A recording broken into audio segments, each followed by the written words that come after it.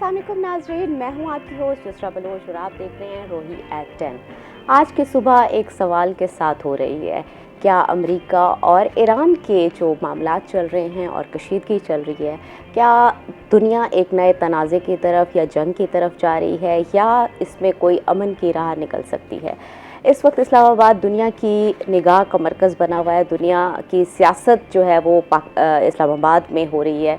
उस पर काफ़ी सारे दुनिया के जो मीडिया है वो भी देख रहा है, दुनिया भी देख रही है और यकीनन हम भी उम्मीद करते हैं कि इसका अंजाम बहुत अच्छा निकले और जो पाकिस्तान की कोशिशें हैं, जो पाकिस्तान अमन के लिए अपना रोल प्ले कर रहा है, उसमें पाकिस्तान को कामयाबी मिले और ये अमन की तरफ जाएं। इस पर हम आज बात करेंगे। हमारे साथ स्टूडियो में मौजूद हैं मियां ताहिर अशरफ साहब। सर, आपको वेलकम करते हैं शो में। सर, कैसे हैं आप? ठीक ठाक। बिल्कुल ठीक है सर। ठीक ठाक। सर, कैसे देखते हैं आप इस इशू को, क्योंकि ये एक बड़ा बर्निंग इशू है, दुनिया इसको कवर कर रही है और इसका डायरेक्टली पाकिस्तान पर और इस खित्ते पर अफेक्ट आएगा अगर अल्लाह ना करे ये जंग की तरफ जाता है या ये मज़ीद एस्केलेशन की तरफ ये अगर इशू चला जाता है। तो देखें, आलमी सियासत में हर कोई एक दूसरे से जुड़ा हुआ होता है, ठीक है ना। कोई भी मुल्क दुनिया में तन्हा नहीं रह सकता। अच्छा, इसी कॉन्टेक्स्ट में अगर दुनिया में किसी एक जगह कोई वाक़या होता है तो उससे भी इन वन वे और अदर वे दुनिया के बाकी दुनिया को वो अफेक्ट करता है। और ये तो पाकिस्तान का एक ब्रदरली और एक हमसाया मुल्क है ईरान, जहाँ पर ये अब तनाज़ा बन चुका है। और तो उससे जब आपने ये पूछा ना कि इससे मुतासर होने वालों में, तो यकीनन पाकिस्तान भी इससे मुतासर हो रहा है इस वक्त। और बाकी दुनिया की तरह मैं अगर आलमी मईशत की बात करूं तो अब इसके हल के लिए कोशिशें पाकिस्तान ने एक अपना एक भरपूर एक मुअस्सर जो किरदार है, और यकीनन ये पाकिस्तान की डिप्लोमेसी की हिस्ट्री में एक मैं कहता हूँ एक डिप्लोमेटिक एक फतह भी है, गेम चेंजर का वर्ड भी यूज़ हो रहा है। और इसमें चूँकि पाकिस्तान को सिर्फ पाकिस्तान मीडिएटर जो रोल किरदार अदा कर रहा है एज ए मीडिएटर, वो सिर्फ ईरान और अमेरिका का एतमाद नहीं है, बल्कि दुनिया की बहुत बड़ी बड़ी ताकतें जो स्टेक होल्डर्स हैं इस आलमी सियासत में, उनका पाकिस्तान को एक तो एतमाद हासिल है।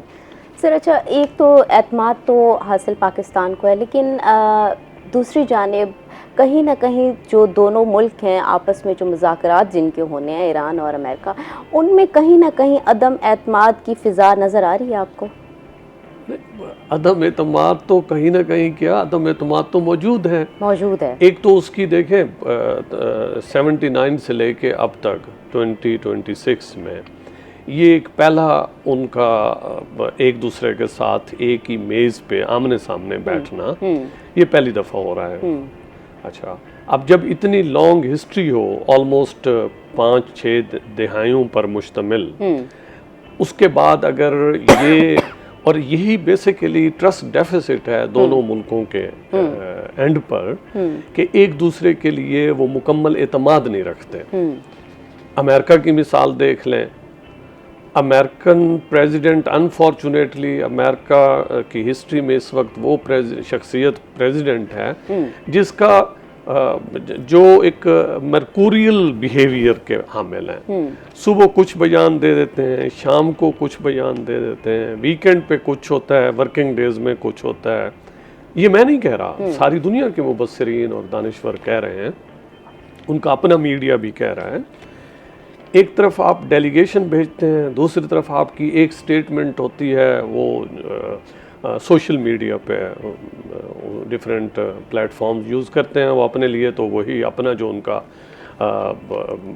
सोशल मीडिया का प्लेटफॉर्म है, तो अब वहाँ पे एक स्टेटमेंट दे देना और उससे अब डिप्लोमेटिक जो एंगेजमेंट होती है ना, मुज़ाकरात जब हो रहे होते हैं, दोनों पार्टीज़ बड़ी संजीदगी से एक दूसरे के साथ एक सेट एजेंडा के तहत बैठती हैं, जैसे पिछली दफ़ा भी बैठे।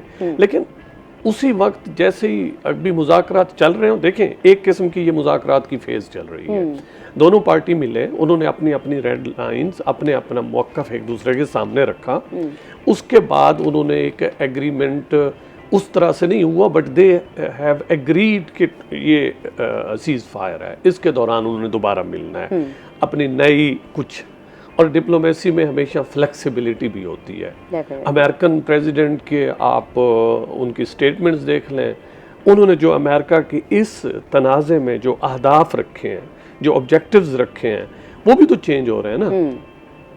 सर, तो आपको क्या लगता है कि जो ईरान की शर्त है कि नेवल ब्लॉकेट्स को ख़त्म किया जाए, लेकिन दूसरी जानिब अमेरिका का भी स्टेटमेंट आ गया है कि ये नेवल ब्लॉकेट्स तभी ख़त्म होंगी जब एग्रीमेंट होगा, तो कहीं ना कहीं आपको लगता है कि दोनों एक चीज़ पे रिजिड हुए हैं, आगे बढ़ने के लिए तैयार नहीं है? देखें, रिजिडिटी की मैं ईरानियंस के लिए तो शायद मैं ये लफ्ज़ ना यूज़ करूँ, बहरहाल देखें जब भी कोई मुज़ाकरात होते हैं, इवन जंग हो या अमन हो, सियासत में नर्व्स बड़े काउंट होते हैं।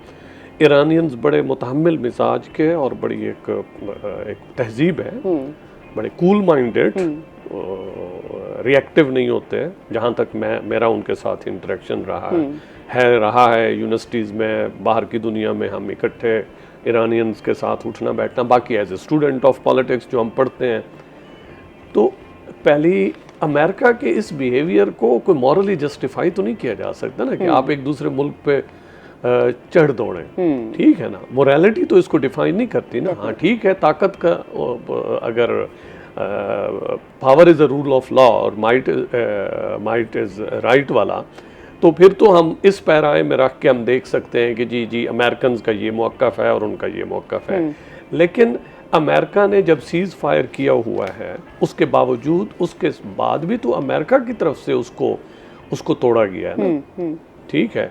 जब आप असल इसको ना डिप्लोमेसी में इसको कहते हैं गन बोर्ड डिप्लोमेसी, ये बड़ी पुरानी एक इसकी मिसालें तो बहुत, और ये एक्चुअली जब अप्लाई होती है नेवल ब्लॉकेड करके और फोर्स करना अपोनेंट को और अपने इंटरेस्ट के मुताबिक उससे मनवाना।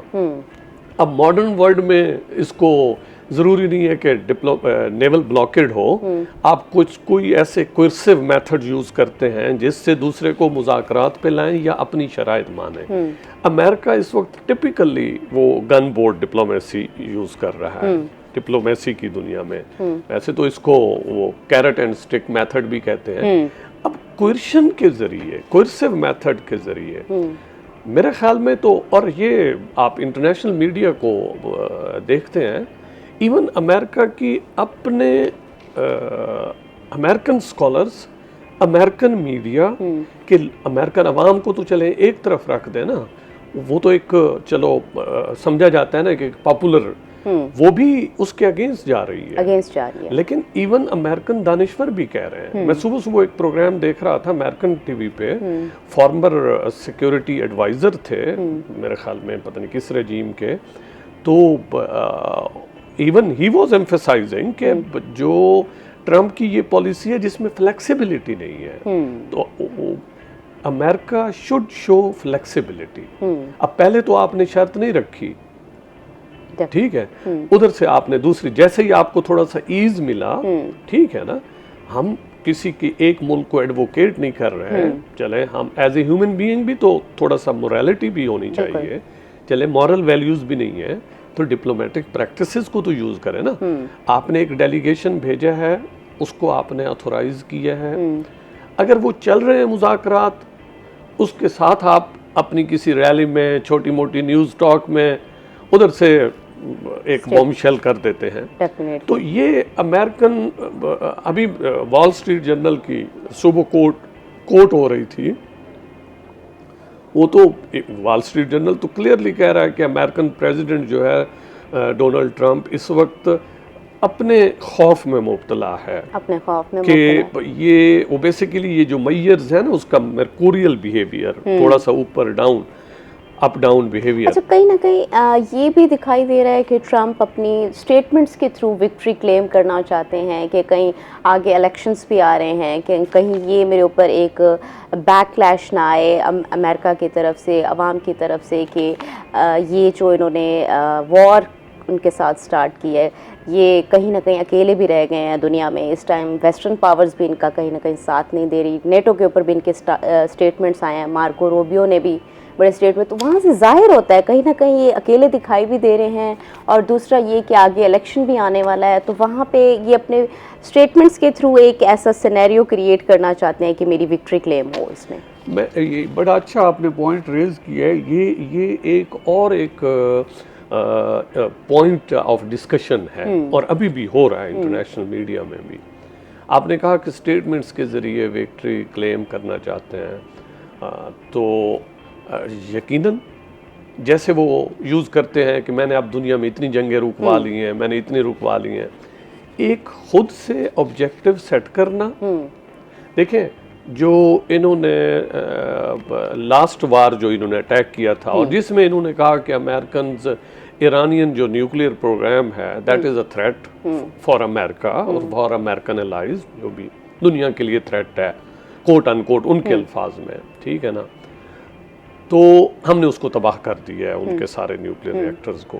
फिर आपने जब तबाह कर लिया है तो फिर आप अब स्विच ओवर किया दूसरे ऑब्जेक्टिव्स पर कि जी मिसाइल्स जो है ईरानियन मिसाइल्स प्रोग्राम है उसको हमने इस लेवल तक ख़त्म कर देना है कि वो ना थ्रेट बने। अच्छा, इसी तरीके से फिर वो अपने ऑब्जेक्टिव्स टारगेट्स जो चेंज करते गए, साथ साथ ही जब अगले टारगेट पे जाते हैं तो लास्ट टारगेट को कहते हैं कि वो हमने अचीव कर लिया है, हम जंग जीत गए हैं। उसी वॉल स्ट्रीट की और एक दूसरे अमेरिकन चैनल की मैं रिपोर्ट में ये चीज़ देख रहा था और उन्होंने उनका कोई छोटी सी एक जैसे पॉलिटिकल रैली टाइप होती है या उस पे वो तकरीर फरमा रहे थे, तो उसमें कहते हैं कि मैं इतनी फतूहात हासिल कर चुका हूँ कि आप लोग फेडअप हो जाएंगे, आप कहेंगे बहुत हो गई, आप थक जाएंगे। अब ये समझ नहीं आती, कभी कभी तो ऐसे लगता है कि अमेरिकन प्रेसिडेंट को इस नेचर का भी हो सकता है कि वो तो टिपिकल एक, ठीक है पॉलिटिक्स में हर चीज़ के मतलब जिमिक्स, रेटरिक्स, दावे, ये सारे चीज़ें चलती हैं पब्लिक को सपोर्ट लेने के लिए, लेकिन इतनी ज़्यादा बहरहाल यहाँ पर क्वेश्चन मार्क आता है। और मैं नहीं कह रहा, शायद दुनिया के कुछ लोग, बहुत सारे लोग कह रहे हैं कि कोई साइकोलॉजिकल स्टेबिलिटी का भी कोई इशू में भी हो सकता है। अच्छा सर, अच्छा आप क्या समझते हैं कि ट्रंप ने इजराइल के कहने पे ईरान को अंडर एस्टिमेट कर लिया था? कहीं तासुर ये भी मिलता है, अगर हम फैक्ट एंड फिगर देखें जैसे सिचुएशन जा रही है इस टाइम, तो कहीं ना कहीं लगता है कि इजराइल के कहने पे या कुछ इस तरह उन्होंने अंडर एस्टिमेट कर लिया था कि ईरान गिव अप कर देगा। अंडर एस्टिमेशन देखें, जहाँ तक आखिर मुल्क जो भी अपनी, एक होती है लॉन्ग टर्म स्ट्रेटजी, तो एक बड़ा प्लान होता है, प्लान बल्कि एक सेट ऑफ एक्शंस पर मुश्तमिल होता है। एक होते हैं टैक्टिक्स और जो आप शॉर्ट टर्म के लिए प्लान करते हैं, और ये दोनों एक्शंस लेने के लिए ये इनमें आप सबसे अहम बात ये होती है कि आप अपोनेंट की कैपेबिलिटीज़ को, स्ट्रेंथ को, वीकनेसेस को आप कैलकुलेट करते हैं। यकीनन अमेरिकन ने किया होगा, वीकनेस को कैलकुलेट करते हैं। सर अभी हम जाते हैं छोटी सी ब्रेक पे, ब्रेक से वापस आएंगे तो फिर आपसे हमारे साथ रहिएगा, स्टे विद अस। अभी हम जाते हैं छोटी सी ब्रेक। वेलकम बैक नाजरीन, हम ईरान और अमेरिका के इशू के ऊपर जैसे कि बात कर रहे थे, हमारे साथ मौजूद हैं ताहिर साहब। अच्छा ये भी थोड़ा सा बताएं कि क्या हो सकता है, चांसेस नज़र आ रहे हैं कि दोनों ममालिक किसी मुश्तरका नुकात के ऊपर मुत्तफिक हो जाएं? यकीनन चांसेस हैं और हमें होपफुल रहना चाहिए। आखिर ये जो बैकडोर चैनल भी इस्तेमाल हो रहे हैं और ये जो पाकिस्तान लेड और यकीनन पाकिस्तानी होस्ट भी कर रहा है, ये जैसे पहले बात हुई, ये कोई एक सिर्फ अकेला पाकिस्तान नहीं है। बहरहाल पाकिस्तान सपोर्ट किया जा रहा है या पाकिस्तान को एतमाद न सिर्फ इन दो मुल्कों का तो हासिल है, लेकिन इस पूरे प्रोसेस को चाइना की भी सपोर्ट हासिल है, रशिया की भी सपोर्ट हासिल है कि yes it should be continued और ये वेन्यू यही होना चाहिए, और तुर्की, सऊदी अरेबिया और इजिप्ट। और ये एक तो पाकिस्तान की इस पोस्चर को और इस स्टैंडिंग को वर्ल्ड पॉलिटिक्स में और रीजनल पॉलिटिक्स में एक ये पोर्ट्रे करता है कि पाकिस्तान, बाकी मुज़ाकरात होते ही इसीलिए हैं, और अगर वो हमेशा कोई शॉर्टकट नहीं होती। आप दुनिया में किसी भी बहुत सारी हिस्ट्री पढ़ी है, आप इवन रिकॉल कर सकते हैं ट्रीटी ऑफ वेस्टफेलिया को, जो 30 ईयर्स 1618 से 1630 से 18 से 48 तक 30 ईयर्स वॉर कहते हैं, ट्रीटी ऑफ वेस्टफेलिया हुआ। फिर इसी तरह जो मशहूर ज़माना ट्रीटी ऑफ वर्साइलस है, फर्स्ट वर्ल्ड वॉर के बाद हुआ। तो it took a lot of days. Even America और ईरान का जो लास्ट टाइम जो न्यूक्लियर डील हुई थी वो भी तो 5 साल चले थे ना। तो ये कहना कि मुज़ाकरात बिल्कुल नाकाम हो जाएंगे, यस कुछ राउंड्स जब एक से दूसरे राउंड में जाते हैं, अभी तो टेक्निकलिटीज बहुत होनी है, पहले तो एक फ्रेमवर्क बन जाएगा ना। अभी उस फ्रेमवर्क पे लेट्स सपोज के न्यूक्लियर डील होती है, इसी न्यूक्लियर पे अभी हमें पता है कि 4-5 प्रपोजल्स हैं, ठीक है, कि ईरान ने एनरिचमेंट लेवल एक ख़ास लिमिट तक ले आना है। अच्छा, उस लिमिट का वो एक पॉइंट है, वो कितनी लिमिट है, क्या वो दोनों को काबिल कबूल है, दोनों तरफ से अपना अपना। फिर वो इवन ड्यूरेशन पे भी क्वेश्चंस हैं। अमेरिकन्स और ईरानियंस के दरमियान 20 to 5 years पीरियड की टाइम लाइन है। अच्छा, फिर उस जो भी स्टॉक पाइल पड़ा है, लेट्स सपोज जो मीडिया में रिपोर्ट हो रहा है दैट इज़ अराउंड 440 किलोग्राम। अब आपका क्या ख्याल है, जब ये टेक्निकल स्टेज पे ये मुज़ाकरात की ये टेक्निकल स्टेज आएगी, तो वहाँ पे नहीं टाइम लगेगा, शायद वो हो सके वो कहें कि 5 साल, वो कहें 20 साल, जैसे मैंने बात की और जो रिपोर्ट हो रहा है, तो कोई मिडिल लाइन इख्तियार की जाएगी। इसी तरह क्वांटिटी में भी वो जो 440। अच्छा, फिर एक और चीज़ इसमें आ रही है, मैं तो अभी सिर्फ न्यूक्लियर प्रोग्राम से मुतल्लिक जो टेक्निकलिटीज़ है कि ये जो मटेरियल पड़ा है ईरान के पास, अब इसका आगे करना क्या है। थर्ड वर्ल्ड कंट्री, किसी थर्ड कंट्री की तरफ, जैसा कि रशिया की तरफ से भी एक स्टेटमेंट है, वो हवा में तो नहीं आई ना, why they were offering, even it means कि वो डिस्कशंस में रहा होगा ना, वहाँ से भी एक बात निकल सकती है ना कि अगर कोई तीसरा मुल्क ये कह रहा है कि मैं इसको ले लेता हूँ और मैं इसका सेफली जो भी होगा आगे उसको इंटरनेशनल एटॉमिक एनर्जी एजेंसी के जो रूल्स रेगुलेशन है। अगर ये जो एनरिचमेंट वाला मामला है, एनरिचमेंट रिवर्स करने का अमेरिका ने पहले भी कहा, बात ये 5 और 20 साल वाली भी होती रही, लेकिन अभी डोनाल्ड ट्रंप के स्टेटमेंट्स ये भी आ रहे हैं 20 साल वाली बात नहीं, कि हम चाहते ही नहीं है कि ये, बस चाहते हैं कि ये जस्ट रिवर्स करें और बात ख़त्म हो जाए। लेकिन दूसरी जानिब ईरान जो एक इतना बड़ा उसने स्टांस खड़ा किया और इसी के ऊपर उसके ऊपर दुनिया भर में सैंक्शंस भी लगती रही, क्या आपको लगता है कि ईरान इसके ऊपर मान जाएगा और जो उसकी पब्लिक है वो इसको सेटिस्फाई इस बात पे कर पाएगा? 5 साल तक के लिए तो बात आ रही थी कि ईरान मानने के लिए तैयार है, लेकिन कम्प्लीटली टेकअप कर लेना किसी की जानिब से, और डोनाल्ड ट्रंप के ये स्टेटमेंट भी आए हैं, the nuclear dust should come back to us, हम इसके अलावा मानेंगे नहीं, तो आपको लगता है क्या ईरान इसके ऊपर राजी हो पाएगा? अब ये तो अगला एक सवाल था ना, यकीनन आपने पूछा है और सही पूछा है।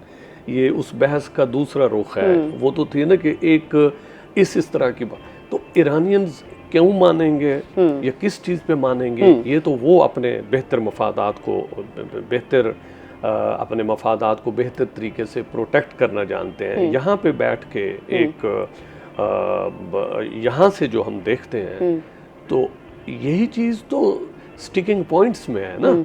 अदरवाइज तो अगर ईरानियन मानने को तैयार होते, और जैसे आपने भी बात की और जैसे पूरी दुनिया को नज़र आ रहा है, अब तो देखें ना ये जो रिसेंट डेवलपमेंट हुई है ईरानियन जो रेवोल्यूशनरी गार्ड्स की तरफ से, तो विद इन ईरान एक हॉक्स का जो एक मौक़िफ़ आया है, जो इस वक्त की गवर्नमेंट की रूलिंग क्लास है, जो उनके फॉरेन मिनिस्टर हैं, और जो इवन प्रेसिडेंट हैं, अगर उनमें फ्लेक्सिबिलिटी थोड़ी सी दिखाई है, पीछे पासदारान इनकलाब भी तो खड़े हैं ना, उन परसों उन्हीं की तरफ से स्टेटमेंट आई है ना, कल बल्कि दिन में भी, और चूंकि टाइम जोन डिफरेंट होते हैं तो थोड़ा सा ये भी अमेरिकन्स और इस ईरानियंस का ये भी छोटा मोटा इशू होता है।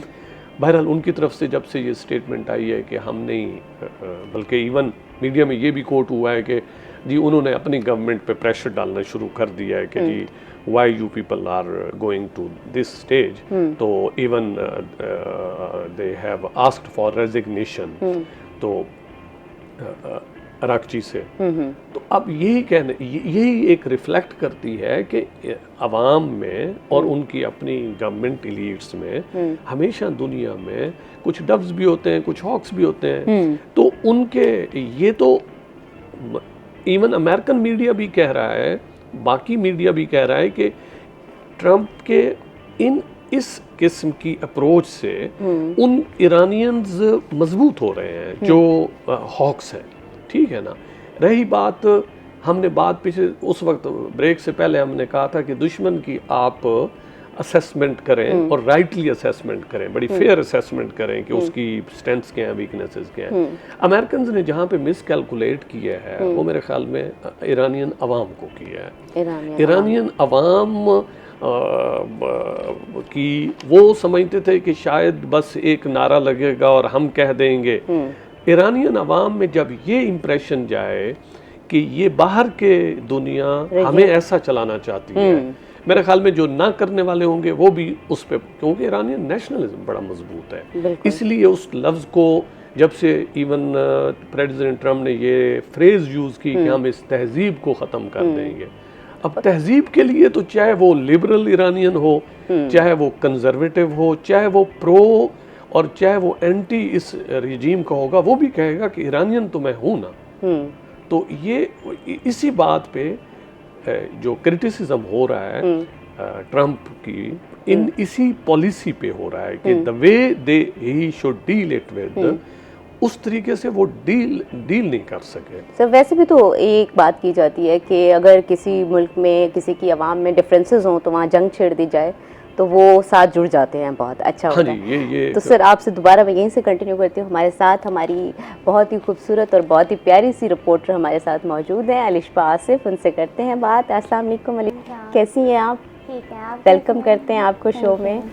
अच्छा अलिशा, मुझे ये बताएं, सरकारी स्कूलों में एक एनरोलमेंट का इशू चलता है कि एनरोलमेंट की कैंपेन में गलत डाटा का इंकशाफ हुआ है, तो ये किस तरह से हुआ, इसके ऊपर आपका क्या स्टांस है और आपने क्या देखा है और क्या फील्ड में जाके नोटिस किया? देखिए 2025 से हमने देखा कि स्कूलों में एनरोलमेंट कैंपेन चल रही है और एक बड़े पैमाने पे चल रही है। अब एकदम जो डाटा दिया गया उसमें कहा गया कि पंजाब भर में 20 लाख बच्चों को हमने इनरोल कर लिया, जो आउट ऑफ स्कूल चिल्ड्रन थे उनको हम ले आए हैं। मगर आप जनूबी पंजाब का ही डाटा देखें तो उनके मुताबिक के 7 लाख कुछ बच्चे हैं जिन्हें नया इनरोल किया गया। इसी तरह अगर अपर पंजाब का देखें तो बाकी 12 लाख बच्चे अपर पंजाब में।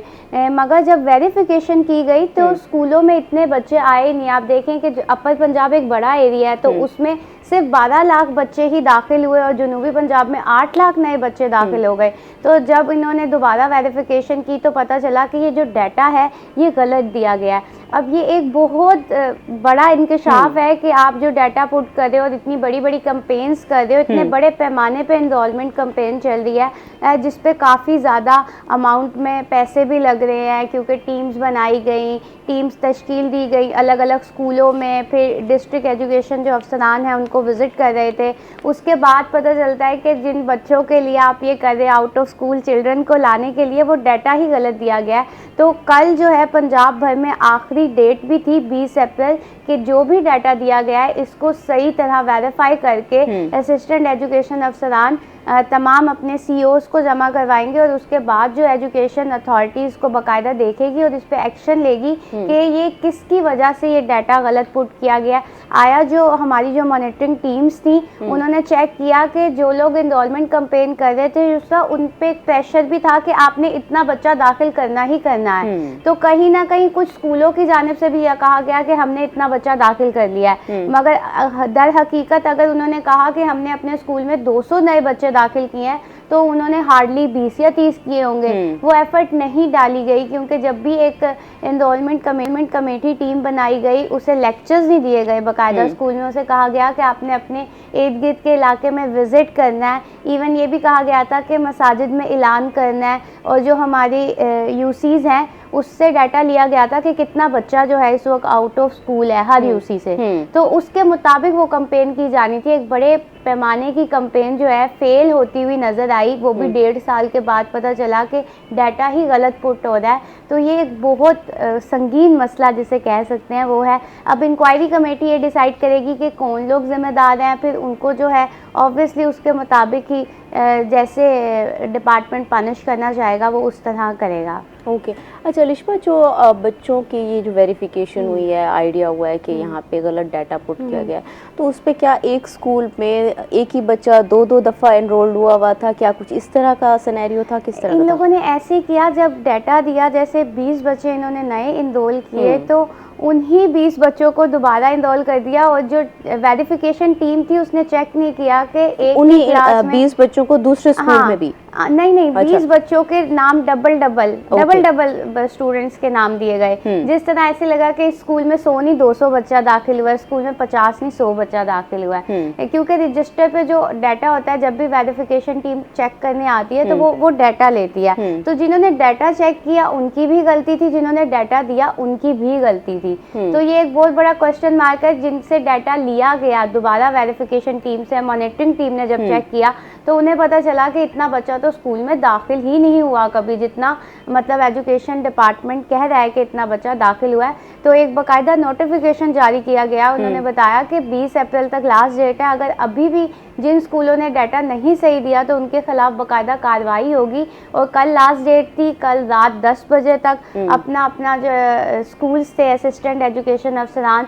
उन्होंने रात 10 बजे तक जो स्कूल एजुकेशन की वेबसाइट है उन्होंने अपना प्रॉपर डाटा पुट करना था।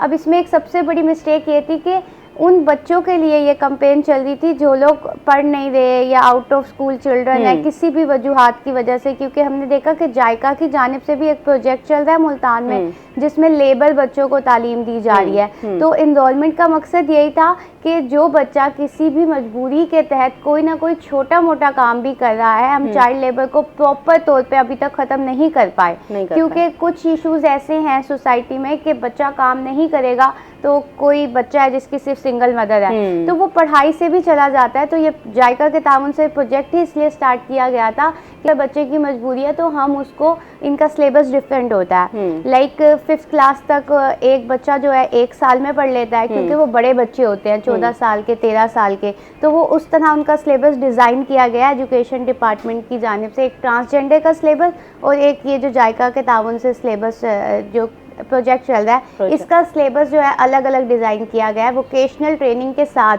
कि बच्चे जो हैं अगर पढ़ रहे हैं उनको थोड़े से लिमिटेड टाइम में, यानी 3 घंटे वो स्कूल आते हैं, उसमें उनको वोकेशनल ट्रेनिंग भी दी जा रही है, किताबें भी पढ़ाई जा रही हैं, उनका मैट्रिक भी कंप्लीट करवाया जा रहा है और उन्हीं को आगे कॉलेज भी भेजा जाता है। अच्छा, उन्हीं को आगे कॉलेज भी भेजा जाता है और उनको स्किल भी दी जाती है साथ में। सर अभी हम लेते हैं छोटी सी ब्रेक के बाद आते हैं तो डिस्कशन को यहीं से कंटिन्यू करते हैं, हमारे साथ रहिएगा। वेलकम बैक नाजरीन, जैसे कि हम ईरान और अमेरिका के इशू के ऊपर बात कर रहे थे, हमारे साथ सर मौजूद हैं। सर अच्छा, एक JCPOA का एग्रीमेंट भी हुआ था, तो वो एग्रीमेंट 2015 में हुआ ईरान के साथ, फिर उसके बाद 2018 में यही प्रेसिडेंट साहब डोनाल्ड ट्रंप ने उसको ख़त्म कर दिया और अभी 2026 में वो दोबारा उसी एग्रीमेंट को चाह रहे हैं।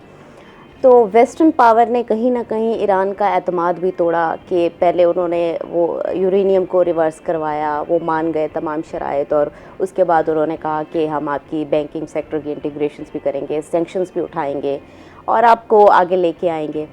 और वो एग्रीमेंट टूट के अब दोबारा 2026 में उसी एग्रीमेंट की तरफ ही जाने का दोबारा अमेरिका की तरफ से एक किस्म का वो नज़र आ रहा है। तो सर ईरान का दोबारा एतमाद इस चीज़ पर बहाल हो पाएगा कि पहले एक एग्रीमेंट वेस्टर्न पावर्स ने तोड़ा है, अभी वेस्ट तो कम्प्लीटली नज़र यहीं आ रहा है कि अमेरिका से हट चुका है और अमेरिका अकेला ही इस चीज़ को आगे लेके चल रहा है और साथ इजराइल है।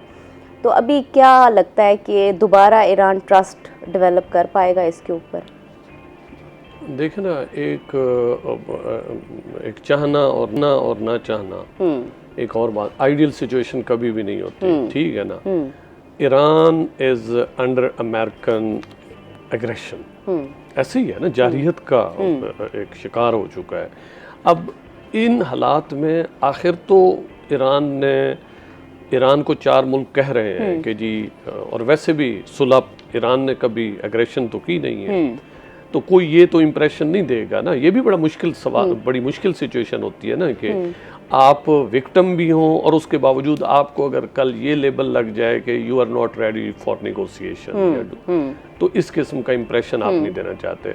अच्छा, दूसरा ये है कि ईरान क्यों नहीं चाहेगा। ईरान की तरफ से तो स्टेटमेंट आई है कि यूरोपियन पावर्स भी उनको एंगेज करें।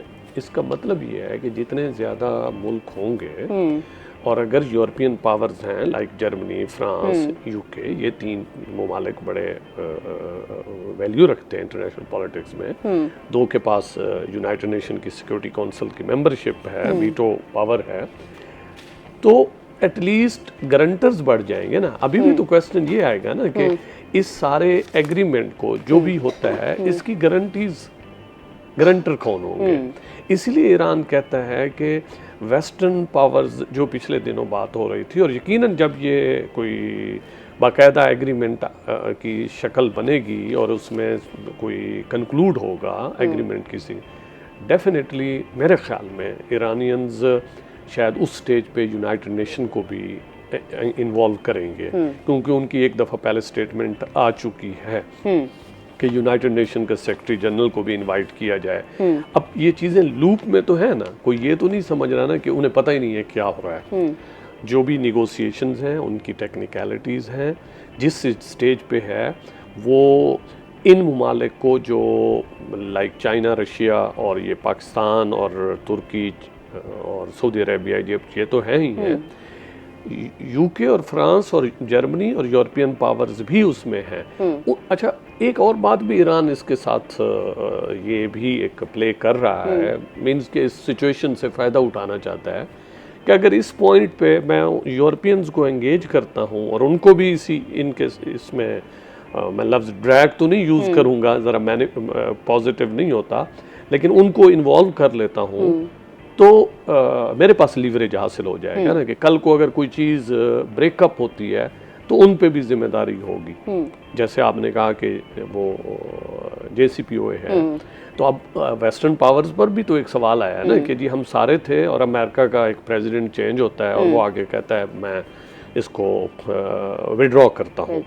तो यकीनन डिप्लोमेसी में ये सारी मैं कहूँ कि हरबे या जो भी ये सारे यूज़ भी होते हैं, ज़्यादा से ज़्यादा पार्टीज़ को एंगेज भी किया जाता है और टाइम टेकिंग प्रोसेस भी होता है। सर, अच्छा, दूसरा सवाल ये भी है कि पाकिस्तान पर बड़े इल्ज़ामात भी लगते रहे दहशतगर्दी के, और दहशतगर्दी को पाकिस्तान ने जितना फेस किया उतना किसी ने फेस शायद नहीं किया। अमन के लिए पाकिस्तान अपना किरदार हर मुमकिन कोशिश कर रहा है कि अमन इस खित्ते में आए और दोनों मुल्कों में कोई जंगी सूरत हाल ना हो। अच्छा, इसके बाद आपको क्या लगता है कि पाकिस्तान ये मीडिएटर का जो रोल प्ले कर रहा है, हम उम्मीद भी यही करते हैं कि अमन बहाल हो और इन दोनों मुल्कों के दरमियान जंग ना हो।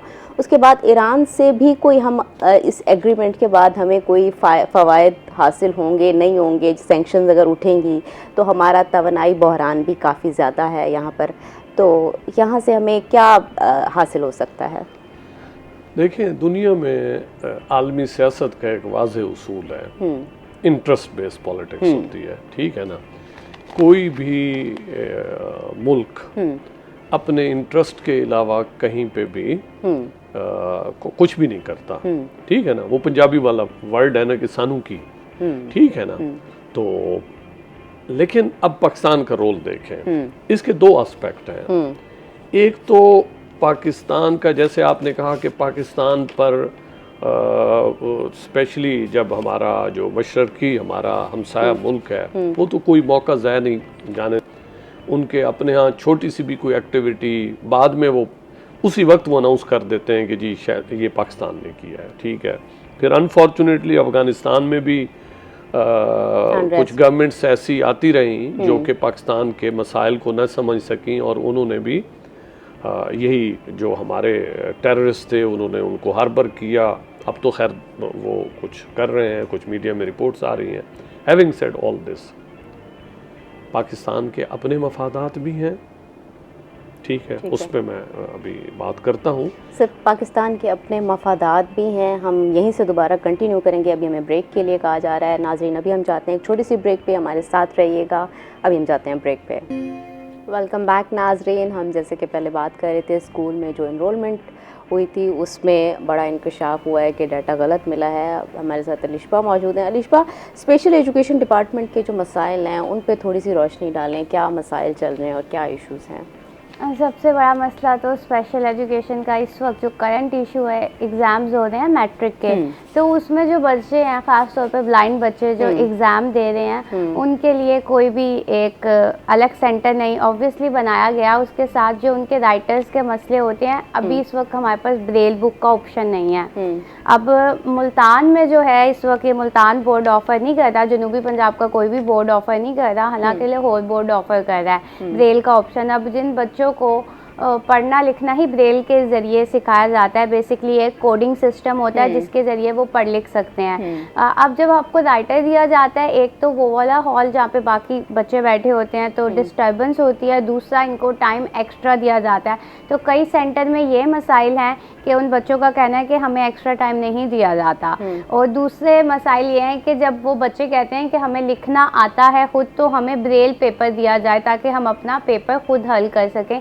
तो हमारे क्योंकि बोर्ड ऑप्शन ही नहीं देता ब्रेल का, तो उन्हें राइटर के ज़रिए उस हवाले से काम करना पड़ता है। तो पिछले साल भी हमने देखा कि जितने भी हमारे ब्लाइंड स्टूडेंट थे वो ये कह रहे थे कि हमारे जो मार्क्स हैं वो इसीलिए कम आए हैं क्योंकि हमारे पास राइटर था और उस तरह से हम कन्वे नहीं कर पाए अपना मैसेज, और उस तरह से वो स्टूडेंट लिख नहीं पाया। क्योंकि जब भी आपको राइटर दिया जाता है, 1 या 2 क्लास मतलब कम बच्चा दिया जाता है, 7th या 8th क्लास के बच्चे जो होते हैं वो इनरोल होते हैं उनके लिए। और दूसरा इशू इस वक्त ये चल रहा है कि जितनी भी फॉर्मल एजुकेशन चल रही है स्पेशल एजुकेशन की, वहाँ पे जो टीचर्स पढ़ा रहे हैं तो उनकी सैलरीज़ का इशू है। जिनको इन्होंने हायर किया था 6 महीने के लिए प्रोजेक्ट बेस, 8 महीने के लिए, साल के लिए, तो अभी तक जो है उनकी सैलरी रिलीज़ नहीं हो सकी हैं। अब बच्चों को पढ़ाना, खुसूसी बच्चों को पढ़ाना, ये बहुत एक डिफरेंट पढ़ाई है क्योंकि सिर्फ ब्लाइंड बच्चे नहीं हैं, हमारे पास 5 कैटेगरीज मौजूद हैं और इनमें सबसे जो रेयर कैटेगरी होती है वो मेंटली चैलेंज बच्चे होते हैं जिनको पढ़ाना बहुत ज़्यादा टफ होता है। यहाँ पे मुल्तान में एक ऑटिज़म सेंटर भी है, तो आप उधर जाके विजिट करेंगे तो आपको पता चलेगा कि इनकी भी इनरोलमेंट का इशू है, वहाँ पे बहुत कम बच्चे हैं। क्योंकि इसलिए कि स्पेशल एजुकेशन को कभी आपने खुद भी नहीं देखा होगा कि कभी उनकी कैंपेन चल रही हो, इनरोलमेंट कैंपेन चल रही हो, अवेयरनेस कैंपेन चल रही हो। मतलब किसी को आप ये देखें कि वालिदैन को पता ही नहीं होता अगर हमारा बच्चा मेंटली चैलेंज है तो ये स्कूल भी जा सकता है। उन बच्चों को घरों तक महदूद कर दिया जाता है, जबकि ऐसे सेंटर बनाए गए हैं वो भी हुकूमती सतह पे जो इनको स्कॉलरशिप भी दे रहे हैं महीने की, और इन बच्चों को तालीम के मौक़ों के साथ साथ वोकेशनल ट्रेनिंग भी दे रहे हैं। तो इन बच्चों के लिए बहुत इम्पोर्टेंट है ताकि बच्चा जो है एटलीस्ट, अब लोग कहते हैं मेंटली चैलेंज बच्चे पढ़ते कैसे हैं, उनकी पढ़ाई का सबसे पहले स्कूल में तो उन्हें ये सिखाया जाता है आपने बैठना कैसे है, आपने जो है सॉक्स कैसे पहनने, अपना ख्याल कैसे रखना है। उसके बाद कैटेगरीज डिसाइड की जाती हैं। जब ये बच्चे इनरोल हो रहे होते हैं, इनका मेडिकली टेस्ट होता है, उसके बाद देखा जाता है ये A, B, C, D category में फॉल कर रहा है। यानी जो ज़्यादा मेंटली तौर पे थोड़ा चैलेंज बच्चा होता है उसके लिए एक अलग क्लास बाकायदा डिज़ाइन की जाती है। उसको वो टीचर्स को जैसे ट्रेनिंग दी गई है, इसको बताना है कि ये एक किस तरह समझ और पढ़ सकेगा, तो वो उस तरह की तालीम है जिसके लिए स्पेशल टीचर ट्रेन किए गए हैं। तो स्पेशल एजुकेशन क्योंकि अवेयरनेस नहीं देता, इसलिए माँ बाप को माशरे में इतना पता ही नहीं है कि ये बच्चे जो है तालीम हासिल कर सकते हैं। तो इनका जो सबसे मेन इशू आई थिंक यही है कि लोगों को पता नहीं है कि कुछ ऐसे बच्चे भी हैं कि तालीम हासिल कर सकते हैं। और तालीम हासिल करना, अगर आप सोचते हैं कि आपका बच्चा जो है मेंटली चैलेंज है, इसको घर में हम साइड पे बिठा देंगे तो उससे बुरा उसके साथ कुछ नहीं हो सकता, उससे बुरा इससे कुछ नहीं हो सकता। अच्छा अलिशबा, दूसरा वर्ल्ड सिटी अथॉरिटी के ज़ेरे एहतमाम प्रोजेक्ट जो हैं उन पे भी थोड़ी सी रोशनी डालें कि क्या है। देखिए, अभी मुल्तान का स्पोर्ट का जो प्रोजेक्ट चल रहा है वो सबसे बड़ा इस वक्त का प्रोजेक्ट है और कहा जा रहा है दिसंबर में वो कंप्लीट हो जाएगा। अगर जिस तरह फोर्ट डिज़ाइन किया गया है, मैप में दिखाया जा रहा है, उस तरह बना दिया जाता है, 2 अरब का ये प्रोजेक्ट है, तो इससे हसीन आप नहीं देख सकेंगे नज़ारा, क्योंकि बिल्कुल दमदमा पे जो है ऊपर रेस्टोरेंट बनाया जा रहा है, वो म्यूज़िकल रेस्टोरेंट, जैसे आप शहर का व्यू एंजॉय कर सकते हैं। जो हमारी लाइब्रेरी है, 100 साल पुरानी लाइब्रेरी, उसके साथ एक कैफेटेरिया बनाया जा रहा है। इसी तरह जो हमारे मज़ार हैं, भाउद्दीन ज़िक्रिया का मज़ार है, शाहरुख ने आलम का मज़ार है, उसके जो बीच में एरिया उसको सिटिंग एरिया में कन्वर्ट करके, और जो सबसे बड़ा किले पे इशू था वॉशरूम का इशू, वो भी बनाए जा रहे हैं। तो ये एक बहुत बड़ा प्रोजेक्ट है और इसके साथ फूड चेन बनाई जा रही है। जो मुल्तान की जितनी भी फेमस चेन्स होंगी वो उधर आएंगी और वो एक फूड स्ट्रीट के तौर पे देखा जाएगा। तो आप देखेंगे अगर ये किला दिसंबर तक कंप्लीट हो जाता है तो इससे प्यारी कोई चीज़ नहीं होगी मुल्तान में देखने वाली, क्योंकि आपको पता है जो भी आता है किले पे ज़रूर विजिट करता है। और ये बहुत बड़ा इस वक्त का मुल्तान का सबसे बड़ा प्रोजेक्ट जो है किले पे चल रहा है, जो 2 अरब का प्रोजेक्ट है इस वक्त। 2 अरब का प्रोजेक्ट। अच्छा अलिशफा, औकाफ डिपार्टमेंट के ज़ेरे एहतमाम चलने वाले प्रोजेक्ट का अल्तवा का शिकार है, वो भी थोड़ा 30 सेकंड में बताओ। हाँ, वो इसलिए कि हमारे जितने भी मज़ार हैं वो औकाफ के अंडर आते हैं। तो अभी आप देखिए जो मूसा पाक का मज़ार है उसके लिए 300 क्या कहते हैं मिलियन का बजट जारी किया गया। बजट जारी हुए तकरीबन 5 महीने हो गए, अभी तक काम नहीं शुरू हो सका। और उस पे जो है दूर दराज से ज़ायरीन आते हैं और रोज़ाना की बुनियाद पे जो सैकड़ों ज़ायरीन आते हैं। तो उस हवाले से क्योंकि छत बहरी है उधर की और औकाफ के अंडर है, अब प्रोजेक्ट में आपको जब बजट भी जारी हो गया है, एक होता है ना अप्रूव होना फिर जारी होना, फिर ये समझ से बाहर है कि अब तक काम शुरू क्यों नहीं हो सका। बहुत शुक्रिया अलिशफा आपका। सर, आप 30 सेकंड में आखिरी कोई अपना मैसेज देना चाहें या कोई पैगाम या अपना कोई तज्जिया छोटा सा देना चाहें? यहीं से आपने एक सवाल किया था कि पाकिस्तान को इससे क्या हासिल होगा। देखें, पाकिस्तान को एक तो पाकिस्तान का जो एक मीडियम पावर्स के तौर पर कि उनका रोल बढ़ रहा है और पाकिस्तान उसी कैटेगरी में आता है। पाकिस्तान का एक आलमी सियासत में एक इमेज और एक कद काठ बढ़ा है। दूसरा ये है कि अपने ईरान जैसा मुल्क जिसके साथ पाकिस्तान की 909 किलोमीटर की बॉर्डर है, अब पाकिस्तान उससे लाताल्लुक तो नहीं रह सकता ना, कि वहाँ पर अगर कोई गड़बड़ आएगी। और फिर एक बड़ी कम्युनिटी भी जो हमारे पास भी है अहले तशी से ताल्लुक़ रखने वाले। तो इस सारे सिनेरियो में अगर हम पाकिस्तान के लिए अचीवमेंट देखें तो मेरे ख्याल में हमारा एक इमेज बिल्ड हुआ है as a peace loving, peace के लिए एफर्ट करने वाला, पीस को मेंटेन रखने के लिए अपना भरपूर किरदार अदा करने वाले मुल्क के तौर पर किरदार अदा करने वाले मुल्क के तौर पर। मियां ताहिर अशरफ साहब, आपका बहुत बहुत शुक्रिया कि आपने इस टॉपिक के ऊपर हमें अपने ऑडियंस को अपना तज्जिया पेश किया। अलिशफा आसिफ, आपका भी बहुत शुक्रिया, आपने हमें ज्वाइन किया। नाजरीन, अभी हम जाते हैं एक छोटी सी ब्रेक से वापस आएंगे तो नए गेस्ट से आपका तारुफ करवाएंगे, हमारे साथ रहिएगा। वेलकम बैक नाजरीन, इस वक्त हमारे साथ स्टूडियो में मौजूद हैं professor Shahid Hussain Bukhari, political science department से इनका ताल्लुक़ है। सर, आपको वेलकम करते हैं शो में। और इनके साथ हमारे साथ मौजूद हैं सईद साजिद, जो कि शायर भी हैं, और साथ में सर अपना तारुफ खुद भी कुछ बताना चाहेंगे। जी, मैं कराची से हाजिर हुआ हूँ। पैदाइश मेरी कोट मिट्टन की है। फ़िलहाल मैं एक अरसे से कराची में मुकीम हूँ, बच्चे घर बार सब वहीं हैं। तो यहाँ बहुत अरसे के बाद आया था, तो यहाँ आप लोगों की हाज़िरी के लिए हाजिर हो गया। बहुत बहुत शुक्रिया सर, आपने हमें ज्वाइन किया है। सर, अच्छा, आपसे स्टार्ट करते हैं कि ईरान और अमेरिका का बड़ा इशू भी चल रहा है और दुनिया भर की नज़रें इस्लामाबाद के ऊपर हैं, और यकीनन हम भी उम्मीद कर रहे हैं कि अच्छे उसके नताइज निकलें और मंतकी अंजाम तक ये मुज़ाकरात पहुँचे। तो सर, इसके ऊपर आपका क्या टेक है, आप क्या कहना चाहेंगे? मेरे ख़्याल में अरसा दराज के बाद बैनुल-अक़वामी अमन के लिए कोई सीरियस एफ़र्ट हो रही है।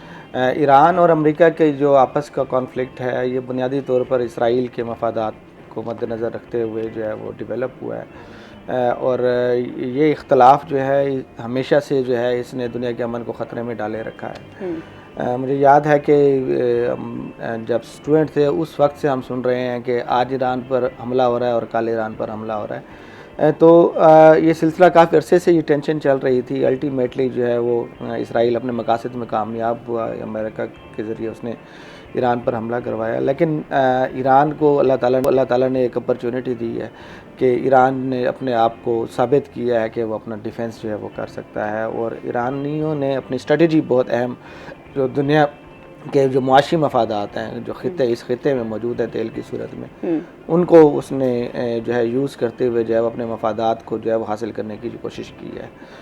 इस तनाजुर में जो है वो दुनिया के अमन के लिए एक बड़ी सीरियस सिचुएशन क्रिएट हुई थी।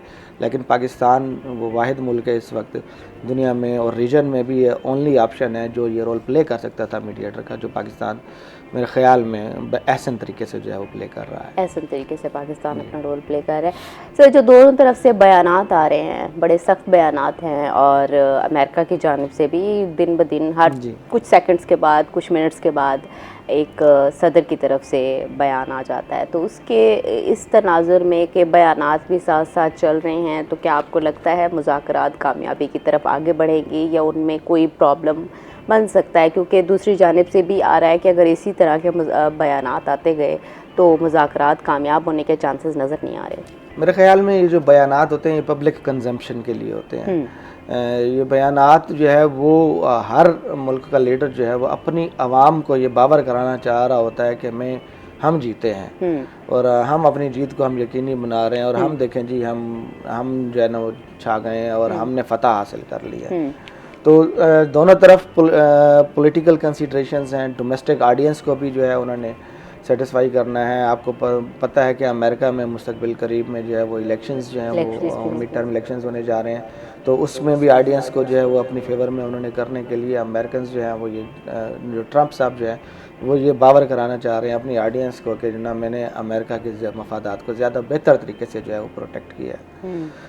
आजकल गुफ्तगू हो रही है कि ओबामा साहब जो है वो उन्होंने जो डील की थी, और अभी कल ही ट्रंप साहब ने ट्वीट की, तो वो तो बड़ी तबाहकुन वो थी डील थी। हालांकि वो तबाहकुन नहीं थी, मेरे ख्याल में उसमें बेहतरीन जो है वो डील उन्होंने की थी, जिसमें ईरान को जो है वो मिनिमम पे लेकर गए थे कि 3.67% तक एनरिचमेंट सिर्फ जो है उनको अलाउ की गई थी, जो सिर्फ उनके पावर रिएक्टर्स चलाने के लिए, उससे बियॉन्ड जो है वो नहीं था। इसके अलावा उन्होंने उनके यूरेनियम ज़खायर को जो है वो कैप कर दिया था, बहुत ही कम सतह पर ले गए थे, तकरीबन 90% तक जो है उनका जो ज़ख़ीरा जो है यूरेनियम का उसको रिड्यूस करने की बात की गई थी।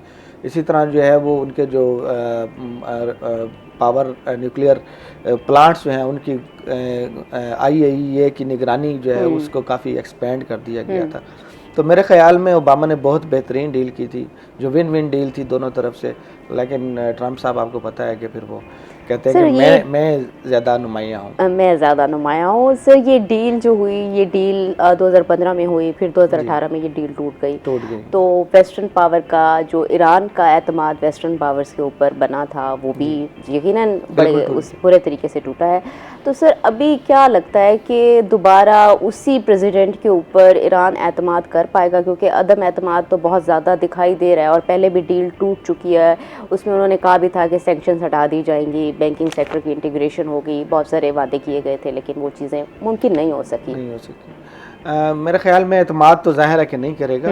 एतमाद जो है वो बायलैटरल रिलेशनशिप में रियासतों की ऐसे नहीं होता जिस तरह हम समझते हैं कि जैसे हमारा कोई सोशल रिलेशनशिप, ये रियासतों के दरमियान रिलेशनशिप है। इसमें एतमाद के लिए साथ के साथ ना आपको कॉन्फिडेंस बिल्डिंग मेजर्स लेनी होती हैं, अपने इक़दामात से आपको जाहिर करना होता है कि आप सिंसियर हैं। तो अगर आप इक़दामात सिंसियर तरीके से नहीं ले रहे तो ज़ाहिर है डेफिनेटली एतमाद करना जो है वो मुश्किल होगा। एतमाद नहीं होता, लेकिन इसका मतलब हरगिज़ नहीं है कि बात नहीं हो सकती, इसका मतलब ये हरगिज़ नहीं है कि कोई डील नहीं हो सकती। जब आप एतमाद करते हैं समाल लेवल का करते हैं, लेकिन आप उसके साथ साथ जो है अपने जो है कंटीजेंसी प्लान्स भी रखते हैं कि अगर हमारा एतमाद टूटा तो हम क्या करेंगे।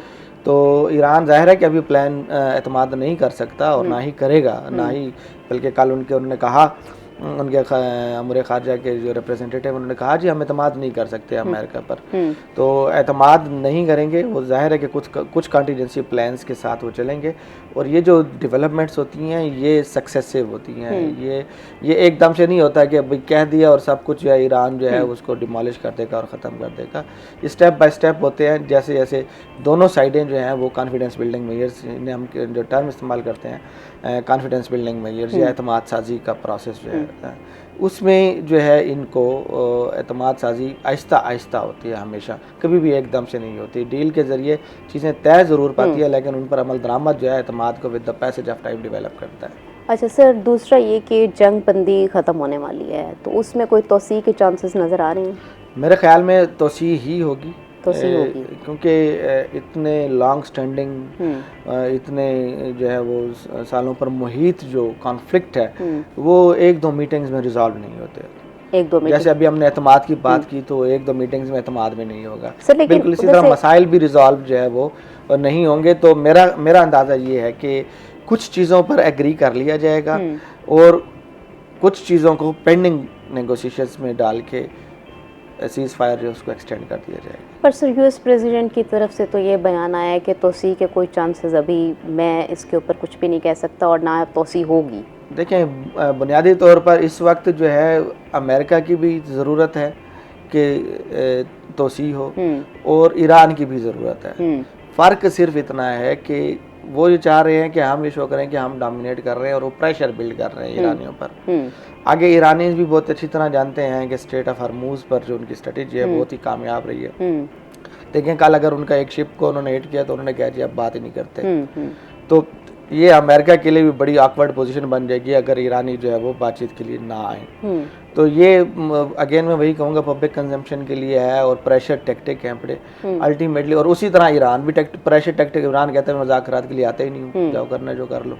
अच्छा सर, वो जो दूसरा नेवल ब्लॉकेट्स ख़त्म करने की कंडीशन ईरान की जानिब से आई है कि उसके बाद ही मुज़ाकरात हो सकते हैं, तो क्या नेवल ब्लॉकेट्स ख़त्म करेगा अमेरिका? बिल्कुल अमेरिका को करनी पड़ेगी। उसकी वजह यह है कि अमेरिका की जो डिमांड है कि स्ट्रेट ऑफ हरमूज जो है उसको खोल दिया जाए और अनकंडीशनल और पहले की तरह जो है वो पुराने स्टेटस पर जो उसे लाया जाए, तो ये लॉजिकल नहीं है, ना नेगोशिएटर्स के लिए ये लॉजिकल होगा कि ईरान जो है वो दूसरों के लिए जो है वो खोल दे स्ट्रेट ऑफ हरमूज, लेकिन उसको खुद जो है वहाँ से मूव करने के, यानी कि वो अपने पाँव पर खुद कुल्हाड़ी मार ले, तो ऐसा नहीं होगा। तो मेरे ख्याल में एक साइलेंट अंडरस्टैंडिंग होगी अगर इनका, यानी कि आई होप सो कि आज रात तक जो है ये सिलसिला चलेगा, स्ट्रेस चलेगा और ये स्ट्रेंस जो है एक दूसरे की चेक करेंगे, नर्व्स चेक करेंगे और मेरे ख्याल में रात को किसी वक्त जाके आपको खबर आएगी कि हाँ जी जो ना मामला तकरीबन तय पा गए हैं और मज़ा आ रहे हैं। तो फिर वो जो होगा जो ये डील करेंगे आई होप सो कि उसमें एक नुक्ता ये शामिल होगा कि स्ट्रेट ऑफ हरमूज भी साइमल्टेनियसली खुलेगी और साइमल्टेनियसली नाकाबंदी भी ख़त्म होगी। नाकाबंदी भी ख़त्म होगी। अच्छा सर, ये फिर जो बयानात दिए जा रहे हैं वो जस्ट पब्लिक कंजम्पशन के लिए दिए जा रहे हैं, उसके पीछे सफारतकारी जारी है और मुज़ाकरात भी जारी हैं? ये सिर्फ एक इमेज दिया जा रहा है मीडिया के सामने के लोगों को कि अभी अपनी आवाम को, क्योंकि अमेरिका में इलेक्शंस भी आने वाले हैं, तो इस किस्म के बयानात इसलिए दिए जा रहे हैं? Public consumption plus pressure tactic, ठीक है। तो जेडी वैंस आपको याद होगा कि जब गए वो करके तकरीर करके यहाँ से प्रेस कॉन्फ्रेंस करके एक मुख्तसर सी प्रेस कॉन्फ्रेंस की, उसमें उन्होंने मिली जुली बात की। उन्होंने कहा जी ये साथ ही उन्होंने ये कहा कि जी हमने अपनी रेड लाइंस बता दी हैं ईरान को, आगे देखते हैं, ईरान पर डिपेंड करता है। साथ ही उन्होंने ये कहा कि डील नहीं हुई तो ईरान के लिए ज़्यादा बुरा है। तो एक मिक्स सा पैगाम डेलिब्रेटली दिया जाता है डिप्लोमेसी में कि आप फर्दर नेगोशिएट करने के लिए भी स्पेस रखते हैं कि ईरान, और क्या कहते हैं साथ से धमकी भी जो है वो चढ़ाते हैं। तो ये तरीक़ाकार होता है ख़ास तौर पर बड़ी ताकतों का कि वो अपनी जो ईगो है या अपने जो क्या कहते हैं स्ट्रेंथ जो है उसको शो करना चाहते हैं दुनिया के आगे। तो public consumption plus pressure tactics, ये दोनों चीज़ें जो है इसमें इन्वॉल्व हैं। ठीक है सर, दूसरा ये भी बताएं कि ये कोई मुश्तरका नुकात के ऊपर राज़ी हो सकते हैं अनकरीब जल्दी, क्योंकि स्ट्रेट ऑफ हॉर्मुज़ और दूसरा यूरेनियम एनरिचमेंट, ये दो इशू काफ़ी संगीन है, इसके ऊपर इश्यूज बन सकते हैं। तो आपको क्या लगता है कि इसके ऊपर कैसे ही? मेरे ख्याल में यूरेनियम एनरिचमेंट के हवाले से ये वही जो ओबामा वाला प्लान था ये उसी पे ही जाएंगे। ठीक है, और कहते हैं स्ट्रेट ऑफ हरमुज डेफिनेटली सिर्फ देखें ईरान के लिए सर अगर ये ओबामा वाले प्लान पे जाएंगे तो कहीं ना कहीं वो डोनाल्ड ट्रंप को आगे इलेक्शन पे आने वाला है बहुत बड़ा डैमेज नहीं देगा? ओबामा वाले प्लान को एज इट इज तो नहीं लेंगे ना, लेकिन सर फार्मूला तकरीबन वही होगा कि यूरेनियम की एनरिचमेंट कम कर देंगे, यूरेनियम का स्टॉक पाइल और कम कर देंगे। देखिए पहले अमेरिकन की जो डिमांड है वो ये कह रहे हैं कि मुकम्मल तौर पर एबॉलिश कर दे, ख़त्म कर दे, सेंट्रीफ्यूजेस भी ख़त्म कर दें, यूरेनियम एनरिचमेंट का सिस्टम ही जो है वो ख़त्म कर दिया जाए। ईरानियों ने जिस चीज़ के लिए जो 40 साल तक 45 साल तक जंग लड़ी है उसे आप छोड़ देंगे? वो कभी भी नहीं छोड़ेंगे। ये अमेरिकन को भी पता है, ये अमेरिकन को भी पता है। उसमें यही होगा ड्यूरेशन थोड़ा सा मज़ीद कम हो जाएगा, थोड़ा सा यूरेनियम एनरिचमेंट का जो लेवल जो है वो मज़ीद थोड़ा सा उसके कम की परमिशन मिल जाएगी, स्टॉक पाइल मज़ीद थोड़ा सा कम कर दिया जाएगा, दैट्स ऑल। ईरानियों ने तो कभी नहीं कहा कि हमने एटम बम बनाना है, कभी कहा है उन्होंने? अच्छा सर ये मुझे बताएं कि ये आपको नज़र आ रहा है कि मंतकी अंजाम तक अमन मुज़ाकरात पहुंचने के चांसेस काफ़ी जी बिल्कुल है, ज़्यादा हैं इंशाल्लाह अभी तक की? बिल्कुल ऐसे। अच्छा, लेकिन सिर्फ दूसरी जानिब एक तरफ मुज़ाकरात हो रहे हैं, दूसरी जानिब डेलीगेशन अनाउंस नहीं किया ईरान ने अभी तक। अमेरिका की जानिब से फिर भी डेलीगेशन का कुछ न कुछ बताया जा रहा है, उनके मीडिया चैनल्स भी रिपोर्ट कर रहे हैं कि जेडी वेंस भी आ सकते हैं, अगर डोनाल्ड ट्रंप के खुद के स्टेटमेंट्स भी आ रहे हैं कि मैं भी शरीक हो सकता हूँ। ईरान को डेलीगेशन अनाउंस करने की ज़रूरत ही नहीं, अंडरस्टूड है, और ईरान हमारे हमसे 2 घंटे के फासले पर मौजूद है। वो तो पूरा टाइम गेन कर सकते हैं ना, उनके पास है। वो उसी तरह जिस तरह अमेरिकन उनकी नर्व्स को टेस्ट कर रहे हैं तो वो भी उनकी नर्व्स को टेस्ट कर रहे हैं। अच्छा, तो इसीलिए उन्होंने डेलीगेशन अनाउंस नहीं किया, ज़रूरत भी नहीं है। लेकिन सर उनकी जानिब से ये स्टेटमेंट में आ रहा है कि मुज़ाकरात नहीं होने वाले। उनकी जानिब से आ रहा है, लेकिन वो प्रेशर टैक्टिक के तौर पर आ रहा है ना, वो अपनी बात मनवाएंगे ना। अच्छा, उन्होंने जाहिर है कि अभी उन्होंने भी तो आगे उनके यहाँ भी तो आप देखें ना, इंटरनल जो पॉलिटिकल जो प्रॉब्लम है पड़े, जो क्या कहते हैं पॉलिटिकल गवर्नमेंट का और पासदाराना इनकलाब के हवाले से जो चहमगोइयाँ की जाती हैं, तो उन्होंने उसको भी तो मीट करना है ना, कि ये जो आयतुल्लाह खामनाई साहब को जो है वो शहीद किया गया, उसमें बुनियादी मकसद तो ये था कि रिजीम चेंज होगा, अब मासेस जो है वो निकल आएंगे, मासेस ऑलरेडी जो है इस हुकूमत के खिलाफ हैं, तो वो ऐसे गिव अप करने के बयानात तो नहीं दे सकते ना, तो कंसेशंस तो वो लेंगे। उन्हें पता है कि अमेरिका और दुनिया पूरी फंसी हुई है यहाँ पर। ओके सर, अच्छा दूसरी जानिब जो इज़राइल का एक जाहिर सी बात है कहीं ना कहीं पीछे इज़राइल ही है, तो कहीं ना कहीं अमेरिका ने ईरान को अंडर एस्टिमेट तो नहीं कर लिया था क्या? इसका आप देखते हैं? डेफिनेटली उन्होंने ईरान का अंडर एस्टिमेट किया था, और ये तो गुफ्तगू जो है वो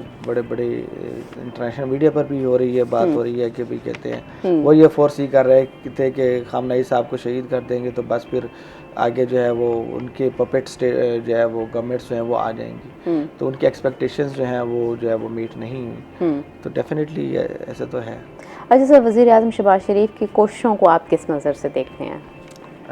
इनक्रेडिबल, इसमें कोई शक नहीं है कि वज़ीर आज़म शहबाज शरीफ साहब ने जो है वो जो बेहतरीन रोल प्ले किया है, क्योंकि इस तरह के सिनेरियोज में दाखिल होने की हिम्मत करना भी एक बड़ी बात है, आपको पेश करना, यानी कि पाकिस्तान भी एक फ्रेजाइल पोजीशन में है ना, कि इसका इम्पैक्ट जो है, इसका नेगेटिव इम्पैक्ट भी पाकिस्तान पर आ सकता है।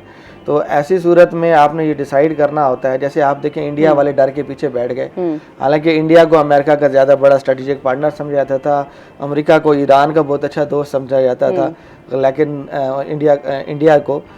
इंडिया जो है वो रोल प्ले करने से पीछे दुबक के बैठ गए। उन्होंने कहा जी हम नहीं आते इनके दरमियान, दुबक के बैठ गए। सर मुझे ब्रेक के लिए कहा जा रहा है, नाज़रीन अभी हम जाते हैं एक छोटी सी ब्रेक पे, ब्रेक से वापस आएंगे तो यहीं से अपनी डिस्कशन को स्टार्ट करेंगे, हमारे साथ रहिएगा।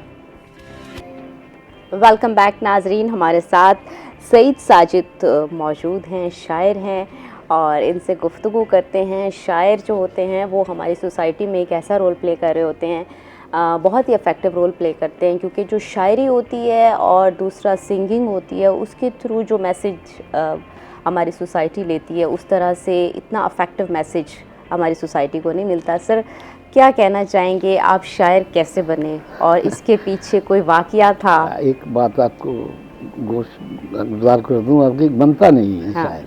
अच्छा, शायर बनता नहीं। दूसरी बात ये है कि बस बचपन से ही लगाव था, मेरी पैदाइश कोट मिठन की है, और मैंने यहीं कुरान मजीद पढ़ा और यहीं मेरे माँ बाप हैं, थे, उनकी कब्रें हैं। तो बस यहीं से वो पट्टी का जो असर है पानी का वो तो होना था, ख्वाजा साहब का असर था वो पानी का, वो तो होना ही था। वो कहने लग गया, तो फिर वक्त ने, हालात ने मुझे यहाँ से निकाल दिया। और आज पहली बार मैं मुल्तान में आया हूँ, आप देख लीजिए, जिंदगी में पहली बार। कोट मिट्टन और मुल्तान में क्या फासला है, पहली बार मुल्तान में आया हूँ।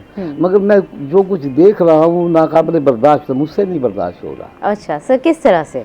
किसी भी लिहाज से कह लीजिए, बहुत दबाव और तबका समझा जाता है इनको। अच्छा। या फिर कौन है इस शायर है, ये तासुरात जो है ये बहुत तकलीफ देने वाले हैं। अच्छा, तो फिर अपनी शायरी के ज़रिए हमें बताएं कि सर कौन सा शेर आप सुनाएंगे? और शेर तो मैं बहुत सारे अल्हम्दुलिल्लाह मैं पूर्वी ज़ुबान में भी कहता हूँ और उर्दू में भी कहता हूँ, हिंदी में भी। अच्छा। और सराइकी में भी, पंजाबी में भी। क्या बात है। गीत, गज़ल, नज़्म, मरसिहा, नोहा, सलाम के हर सिंफ में मैं अल्हम्दुलिल्लाह कहता हूँ। और कलाम मेरे बहुत रिकॉर्ड होते हैं, दुनिया में चलते हैं, लोग सुनते हैं, अल्हम्दुलिल्लाह। सही। अच्छा, लेकिन सर कहीं ना कहीं जो शायर इंसान, आप तो कहते हैं शायर इंसान होता है, तो लेकिन सर कोई ना कोई वाक़या तो ज़रूर होता है इसके पीछे। किसी के साथ हो गया तो सबके साथ थोड़ी होगा। सर वो कहते हैं ना, एक चीज़ आपके अंदर, आप जब आप क्रिएशन कर रहे होते हैं, बहनें होंगी, भाई होंगे, कोई सब टीवी से मुंसलिक थोड़ी हैं। आप हैं, आप भी पढ़ी लिखी हैं, वो भी पढ़ी लिखी हैं, बस किसी पे कोई चीज़ असर कर जाती है, किसी पे कोई चीज़ असर कर जाती है। सर ऐसे होते हैं ना, बहुत सारे लोग बहुत सारी तल्ख हकीकतें देखते हैं माशरे के अंदर, तो वो तल्ख हकीकतें जो होती हैं, वो जब उनके एहसासात, उनके जज्बात जो होते हैं वो लफ्ज़ों में ढलते हैं, तो उनकी तो बात ही फिर अलग होती है। तो कोई ना कोई चीज़ वो कहते हैं कि उनके पीछे। मैं अभी कुछ तल्खी महसूस कर रहा हूँ तो मैं ऐसी बात कर रहा हूँ। बिल्कुल बिल्कुल। अच्छा। और कोई बात नहीं है। बाकी मैं गज़ल आपको कहें तो पंजाबी में, कहें तो उर्दू में, कहें तो जैसे गीत कहें, गज़ल कहें, नज़्म कहें, जो कहें मैं ज़रूर सर। गज़ल आप जिस भी ज़बान में सुनाना चाहें, सारी ज़बानें बहुत ही खूबसूरत होती हैं। बहुत बहुत शुक्रिया। पंजाबी एक गज़ल मैंने कुछ दिन पहले यहाँ मुशायरे में भी पढ़ी थी, फिर वही सुना देता हूँ कि मैनू तेरे सलूक दा कोई मलाल नहीं, मैनू तेरे सलूक दा कोई मलाल नहीं, थोड़ा जिहा गिला ते है वो भी तेरे नाल नहीं, मैनू तेरे सलूक दा कोई मलाल नहीं। और शेर मिसरा अशार देखिए इसके ऐसे हैं कि एक मिसरे में कुछ और बात कह रहा हूँ, दूसरी मिसरे में कुछ और बात कह रहा हूँ, मगर उनमें रब्त है।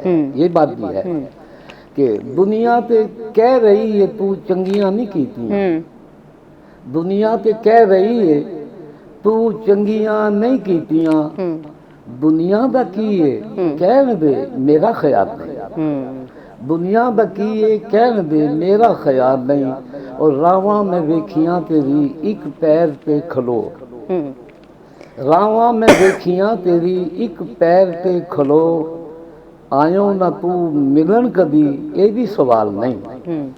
बता भी रहा है कि मैं इस अज़ियत से गुजरा हूँ।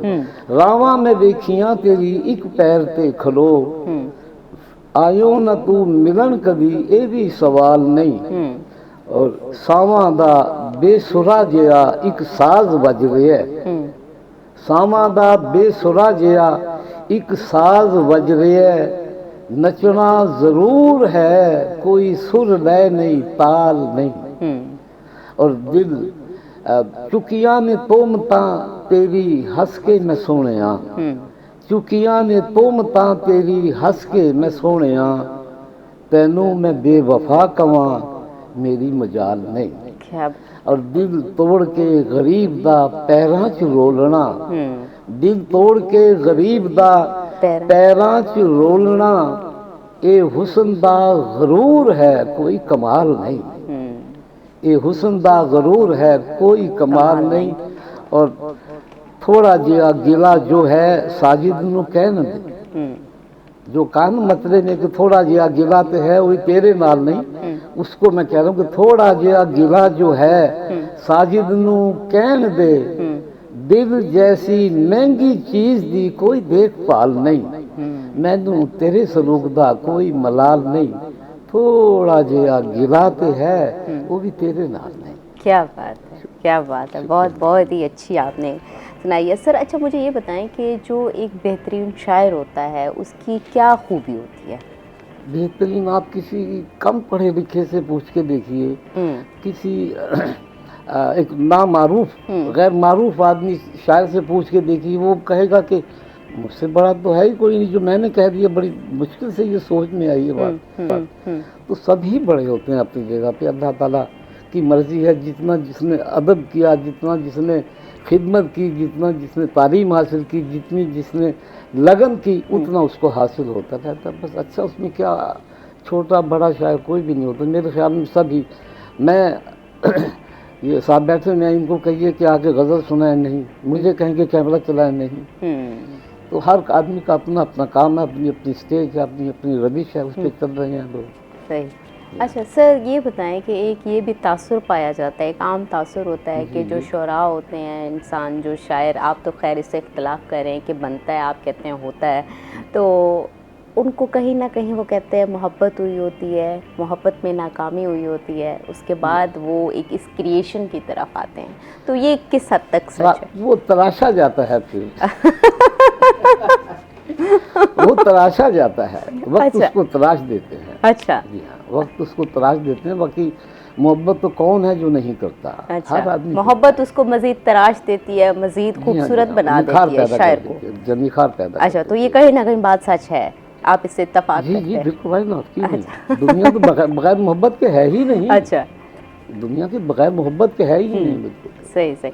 अच्छा सर एक तो मोहब्बत, इश्क और लब रुखसार की बातें तो होती ही हैं, दूसरा सर मुझे ये बताएं कि एक सोसाइटी में बड़ी तल्ख हक़ाइक़ चल रहे होते हैं, माशरती जो हम कहते हैं बिगाड़ चल रहा होता है, उसको संवारने के लिए भी पोइट्री कुछ लोग करते हैं, बहुत अच्छी अच्छी नज़में लिखते हैं, तो वो कम क्यों दिखाई देते हैं, इतने ज़्यादा नहीं दिखाई देते जो इश्क पर दिखाई देते हैं? जी लोग उनको दायकी नहीं करते, ये दौर ही ऐसा आ गया है कि जिसको देखो वो तो सर ज़्यादा वो रिलेटेबल नहीं होगा अगर देखा जाए कि अगर जो सिचुएशन से अगर क्योंकि बहुत ज़्यादा ये चीज़ें होती हैं, जो इंसान अगर इस सिचुएशन से, किसी बुरे हालात से, किसी इस चीज़ से गुज़र रहा है, अगर उसके ऊपर कोई लिखता है तो वो अपनी लाइफ को उसके साथ रिलेट करके ज़्यादा इंसान उसको पसंद नहीं करेगा, या शायद मुशायर माशरे में देखता तो है सबको, इसके साथ क्या हुआ, उसके साथ क्या हुआ, मगर जब वो कोई भी किरदार उसके दिमाग को टच कर जाता है ना, वो महसूस करने लगता है दिल से भी दिमाग से भी, फिर वो उसके बारे में सोचता है, फिर उस किरदार में ढल जाता है। लोग उसको कोई कुछ कहता है, कोई कुछ कहता है, कोई कुछ कहता है। हिंदुस्तान के एक शायर हैं तो कृष्ण बिहारी नूर, उनका एक शेर है कि मैं तो गज़ल सुना के भी तन्हा खड़ा रहा, मैं तो गज़ल सुना के भी तन्हा खड़ा रहा, सब अपने अपने चाहने वालों में खो गए, कोई अपने मेरे शेर को किस तरफ ले गया, कोई किस तरफ ले गया, कोई किस तरफ, सब अपनी अपनी जगह पे। वो हैरान होकर कह रहा कि मैं तो पूरी गज़ल सुना के खड़ा हुआ हूँ। तो कोई बात नहीं, ऐसा होता है, आदमी महसूस करते हैं ऐसा। तो उन्हीं में से शायर कैसे, एक आप गालिब की गज़ल कहीं पढ़ेंगे तो आपको अंदाज़ा हो जाएगा, आपका अदब से ताल्लुक़ है तो आप कहते हैं कि ये गालिब की गज़ल है, ये मोमिन खान मोमिन है, ये अमीर मीनाई हैं, ये बहादुर शाह ज़फ़र हैं, आप सुन के कहते, उनका अंदाज ऐसा बन जाता है। वो पैदा ऐसे नहीं होते, वो पैदा ऐसे नहीं होते। जब वो शेर कहने लगते हैं, दोस्तों में बैठ के सुनाते हैं, जिस शेर पे वाहवाह हुई वो ख़याम हो गए, तो उनको शराब के शेर पे वाहवाह मिली होगी, तो ये शेर आपने बहुत अच्छा किया मियाँ, ऐसे शेर कहो। वो दूसरे दिन 4 और लिख के लेके जाएगा, वो उसकी रविश बन जाएगी, वो वैसे कहलवाने लग जाएगा। और मेरा ख्याल तो इसमें ज़्यादा वो नहीं, मगर अल्लाह की मेहरबानी इसमें ख़ास है। वो जिसके साथ होती है वो बड़ा करीम है, वो जो भी चाहता है वो उसको अता करता है। बिस्मिल्लाह पढ़ के लिखना शुरू कर, मेरे ख्याल में तो मैंने तो आज तक ऐसा ही किया है कि बिस्मिल्लाह पढ़ी और एक कोने में मुंह करके बैठ गए, दीवार की तरफ अगरबत्ती जला दी, दुरूशी पढ़ लिया, बिस्मिल्लाह पढ़ के कलम लेके नात लिखना शुरू की तो नात लिख दी, मनक़बत लिखी, नोहा, मरसीहा, सो, सलाम, गज़ल, सब कुछ रुबाई, अल्हम्दुलिल्लाह सब कुछ लिखा। सर यहीं से फिर हम डिस्कशन को दोबारा से शुरू करेंगे, अभी मुझे ब्रेक के लिए कहा जा रहा है। नाज़रीन अभी हम जाते हैं नहीं नाज़रीन अभी हम जाते हैं एक छोटी सी ब्रेक पे, हमारे साथ रहिएगा, कहीं मत जाइएगा। वेलकम बैक नाजरीन। हम ईरान और अमेरिका के इशू के ऊपर भी बात कर रहे थे। हमारे साथ सर शाहिद बुखारी हैं। तो सर मुझे ये बताएं कि आलमी बिरादरी इस तमाम जो मुज़ाकरात हो रहे हैं अमन के, इसको कैसे देखती है और किस तरह से आपने ऑब्ज़र्व किया है कि सिचुएशन चल रही है? मेरे ख्याल में आलमी बिरादरी जो है इसको बहुत ऑप्टिमिस्टिक है इसके हवाले से और बहुत खुश है। आपने ये नोट किया होगा कि तकरीबन हर मुल्क का वज़ीर ख़ारजा या वज़ीर आज़म जो है वो वज़ीर आज़म पाकिस्तान को फ़ोन करके वज़ीर ख़ारजा इसहाक़ डार को फ़ोन करता है। वज़ीर आज़म लेवल पे हो तो वज़ीर आज़म पाकिस्तान को फ़ोन करके जो है उनका शुक्रिया अदा कर रहे हैं और उन्हें अप्रिशिएशंस जो हैं वो मिल रही हैं। और वज़ीर आज़म को ख़ास तौर पर वज़ीर आज़म पाकिस्तान को दुनिया भर में पजीराई मिल रही है। दुनिया भर का मीडिया जो है उसको पजीराई उन्हें दे रहा है। और चूँकि पूरी दुनिया के मफादात इससे वाबस्ता हैं, तेल जो है वो पूरी दुनिया की बुनियादी ज़रूरत है और हरमुज़ से जो है वो 20% जो है वो तेल दुनिया का जाता है, गुज़रता है। तो ज़ाहिर है कि पूरी दुनिया जो है उससे मुतासर है। पूरी दुनिया की इकानमीज़ जो है उससे मुतासर हो रही हैं। पूरी दुनिया के में महंगाई का तूफ़ान आने के ख़तरात मौजूद हैं, इकनॉमिक रिसेशन के ख़तरात मौजूद हैं। तो इसके बेनिफिशरी भी पूरी दुनिया है और अगर इसका नुकसान होंगे तो पूरी दुनिया होगी। तो लिहाजा पूरी दुनिया जो है ऑप्टिमिस्टिक है कि ये पीस डील कोई हो जाए, मुज़ाकरात कामयाब हो जाए। और पूरी दुनिया का एक प्रेशर जो है अमेरिकन पर भी ज़रूर मौजूद है कि आप जो है वो ईरान के सर से इतनी सख्त जो है वो डिमांड्स ना करें जो प्रैक्टिकेबल नहीं है। तो दुनिया का प्रेशर ज़रूर मौजूद है अमेरिका पर और पूरी दुनिया के मफादात भी हैं। तो मेरे ख्याल में तो दुनिया तो ऑप्टिमिस्टिक है इस हवाले से कि होपफुली जो है वो मुज़ाकरात कामयाब हों। सर अच्छा, इसके ऊपर आप क्या कहेंगे कि स्ट्रेट ऑफ होर्मुज़ जो है वो ब्लॉक करने से, ईरान का बंद करने से ईरान ने पूरी दुनिया को एक तरह से रोक के दिखा दिया है जी। तो ये ईरान का एक विनिंग पॉइंट नहीं बना इस पे स्ट्रेट ऑफ होर्मुज़ का? यही तो ईरान का विनिंग पॉइंट है। एंड दूसरा ये कि सर इसके ऊपर इनरिचमेंट से मेरे ख्याल में ज़्यादा पावरफुल स्ट्रेट ऑफ होर्मुज़ है। एनरिचमेंट से ज़्यादा पावरफुल जो है वो स्ट्रेट ऑफ होर्मुज़ हो गई है। एनरिचमेंट जो है वो अब एक उनका सॉवरन राइट का क्वेश्चन है बड़ा। हाँ। वो उनकी नेशनल इंटेग्रिटी का क्वेश्चन बन गया, वो नेशनल सॉवरेनिटी का क्वेश्चन बन गया। ईरानियों ने कभी भी नहीं कहा कि हम बम बनाना चाहते हैं और ईरानियों ने कभी भी नहीं कहा कि हम बम बनाएंगे। ठीक है, हमेशा उनका जो स्टांस रहा है उन्होंने कहा कि ये हमारा हक है एज सॉवरेन स्टेट। ठीक है, हमने एनपीटी साइन किया पीसफुल पर्पसेस के लिए। न्यूक्लियर फिजल मटेरियल जो है हम क्रिएट कर सकते हैं, एनरिचमेंट हमारे करने का हक हासिल है हमें।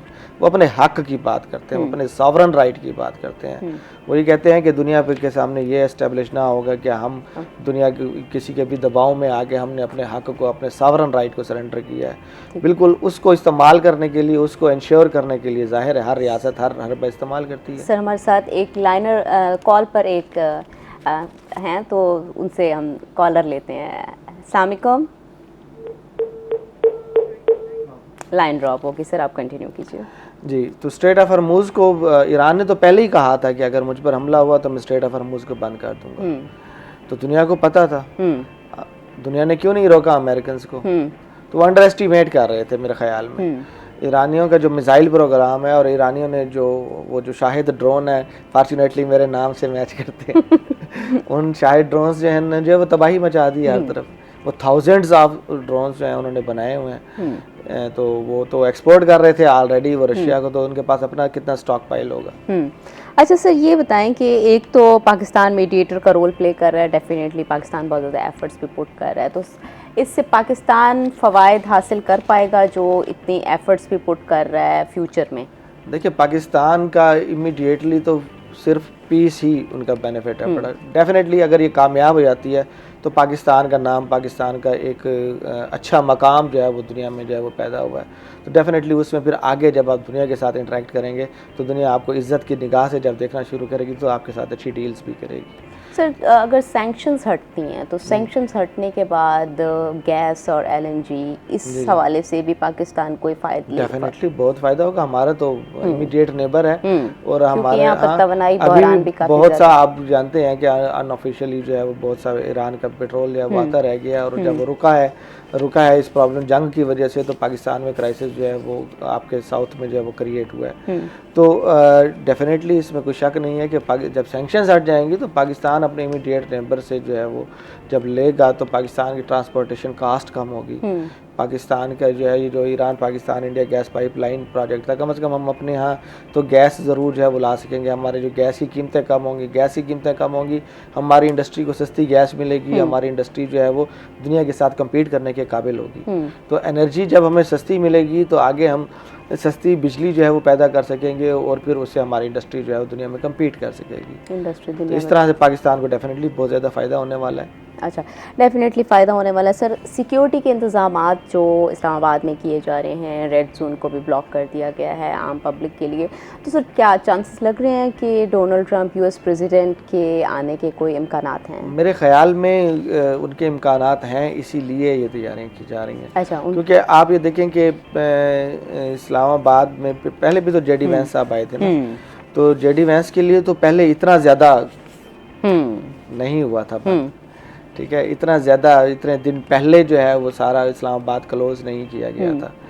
और जितनी जो लॉजिस्टिक सिक्योरिटी में जो सपोर्ट है अमेरिका से आई है। अभी मैं सुबह देख रहा था कि 13 जहाज़ जो हैं वो उतर चुके हैं, उनके C-130 या C-17 उतर चुके हैं, जो सिर्फ वो इक्विपमेंट लेकर आए हैं जिसने सिक्योरिटी एपरेटस जो है उसको संभालना है, जो एमरजेंसी एक्शंस के लिए जो है वो सपोर्ट जो है वो फराहम करेंगे।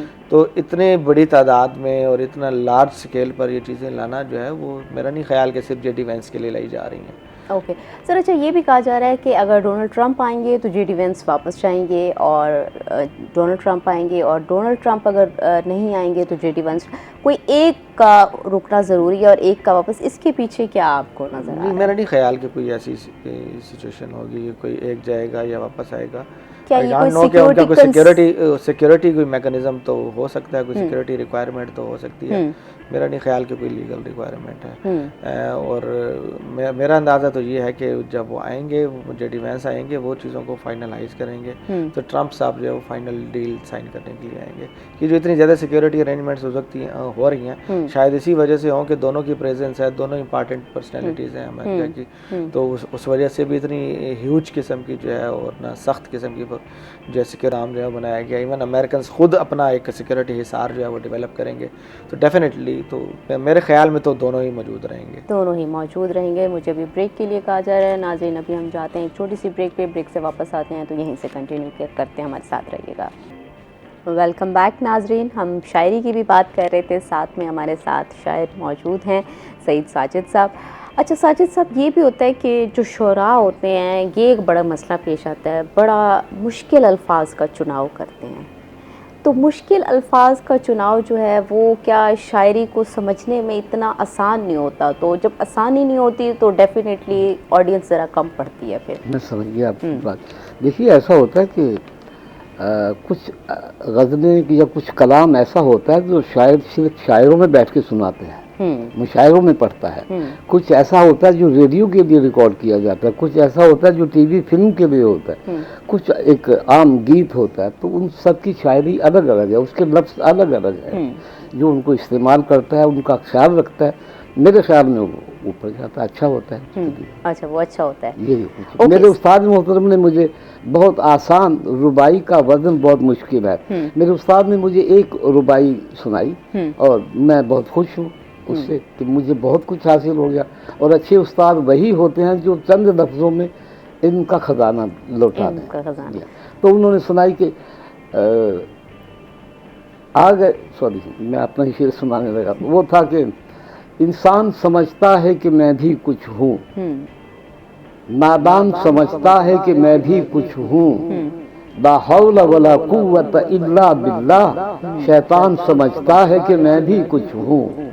कितना आसान, कितने सादे लफ्ज़ों में, और ये रुबाई का वजन है, ये बेहतरीन वजन है, ये मुस्तनद बात है।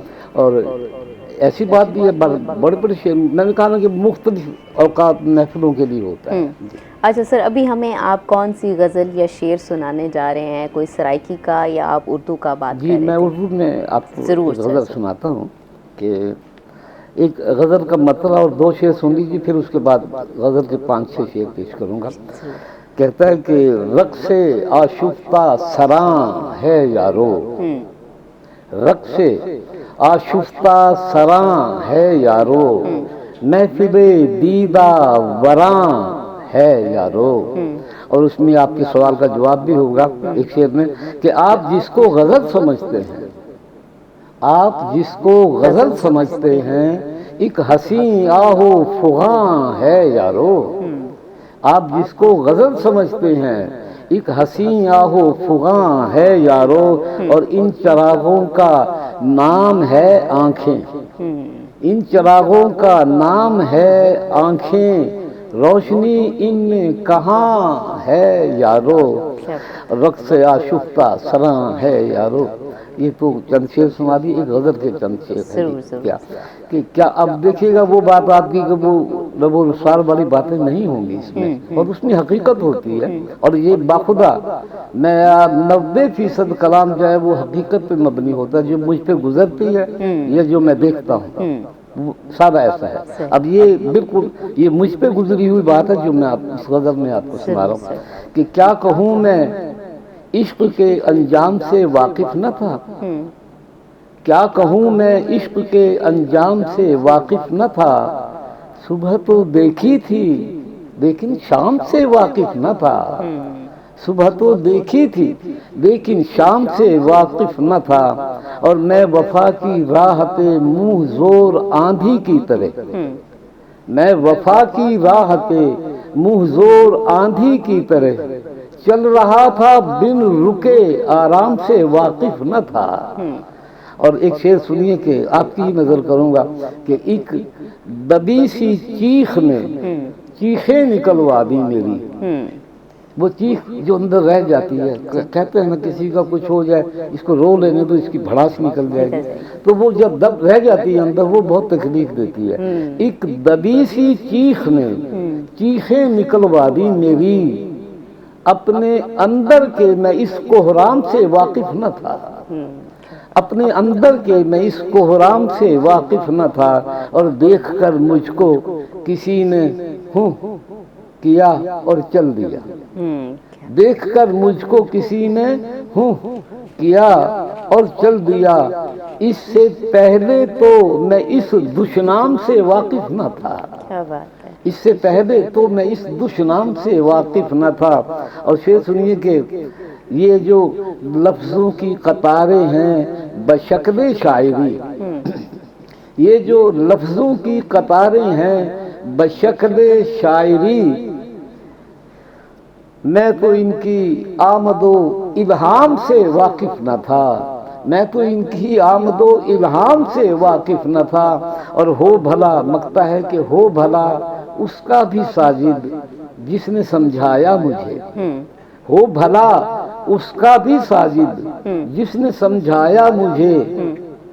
मैं ही शायद गर्दिशे अय्याम से वाकिफ न था, क्या कहूँ मैं इश्क के अंजाम से वाकिफ न था। सुबह तो देखी थी लेकिन शाम से वाकिफ न था, शाम से वाकिफ न था। क्या बात है सर, बहुत ही ज़बरदस्त आपने सुनाई है। सर आखिरी 30 सेकंड्स हैं, इसमें कोई आप मैसेज देना चाहें, इसके ऊपर अपना कोई छोटा सा तज्जिया पेश करना चाहें वो आप कर सकते हैं। मेरे ख्याल में हम सबको जो है वो सब्र से काम लेना चाहिए ज़िंदगी के हर मामले में। अच्छा, पेशेंस जो है वो बहुत इम्पॉर्टेंट होती है।